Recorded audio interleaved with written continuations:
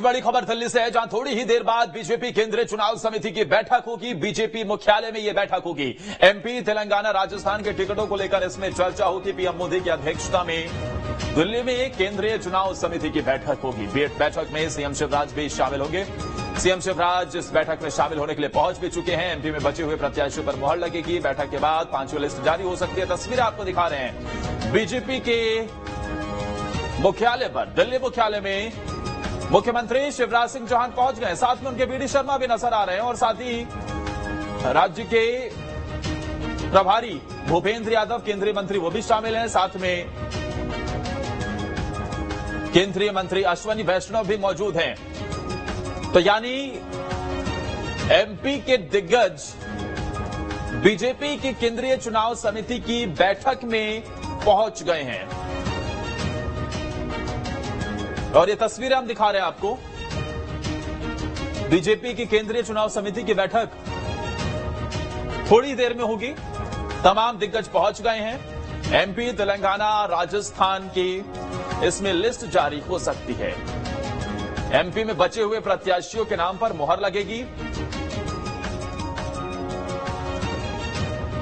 केंद्रीय चुनाव समिति के पदाधिकारी इस बैठक में मौजूद रहेंगे। प्रधानमंत्री नरेंद्र मोदी की अध्यक्षता में थोड़ी ही देर में बीजेपी मुख्यालय में यह बैठक होगी।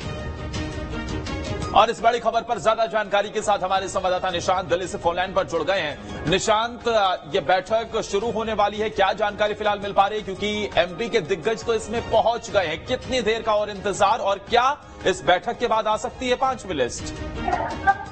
देखिए, अगर बात की जाए सीधे तौर पर तो बैठक अब से कुछ ही देर में शुरू होने वाली है। प्रधानमंत्री नरेंद्र मोदी का सभी को इंतजार है। अगर मध्य प्रदेश की बात की जाए तो मुख्यमंत्री शिवराज सिंह चौहान, प्रदेश अध्यक्ष बीडी शर्मा, नरेंद्र सिंह तोमर, तमाम नेता अब बीजेपी मुख्यालय पहुंच चुके हैं। बस प्रधानमंत्री के आते ही सीसी की बैठक शुरू हो जाएगी, जिसमें 3 राज्यों पर चर्चा की जाएगी, तेलंगाना, राजस्थान और मध्य प्रदेश। इन तीनों राज्यों पर चर्चा करने के बाद जो बची हुई टिकटें हैं उनकी घोषणा की जाएगी।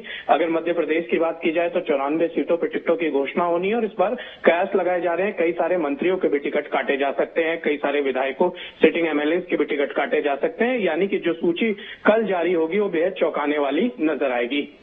क्या निशांत, इस लिस्ट में हम देखेंगे कि जैसा अब तक होता रहा, क्या दिल्ली से भी कुछ बड़े नेताओं को इसमें चुनावी मैदान में उतारा जा सकता है?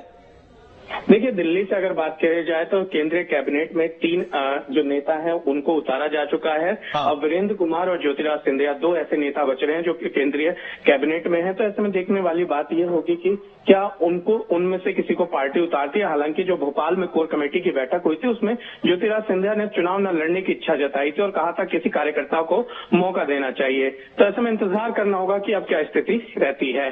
निशांत, क्योंकि इस लिस्ट में जिस तरीके से जानकारी आप दे रहे हैं कि कई दिग्गजों के टिकट भी कट सकते हैं, आखिरी मोमेंट पर अगर इस लिस्ट का ऐलान हो रहा है तो क्या ये समझें कि अगर किसी भी प्रकार से बगावती सुर या फिर कोई सिर्फ उठावल की स्थिति होती है तो उसे वक्त रहते कंट्रोल किया जा सके, मौका ही ना मिले?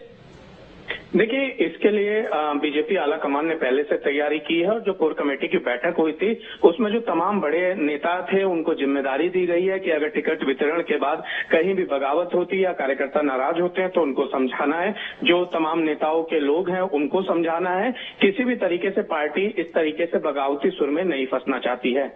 शुक्रिया निशांत, आपका तमाम जानकारी देने के लिए। आप नजर बनाए रखिए इस बैठक पर। और इस बैठक के बाद खबर है कि एमपी, तेलंगाना, राजस्थान के टिकटों को लेकर चर्चा होने के बाद एमपी की जो बाकी बची हुई 94 सीटें हैं उन पर बीजेपी की तरफ से उम्मीदवारों का ऐलान किया जा सकता है।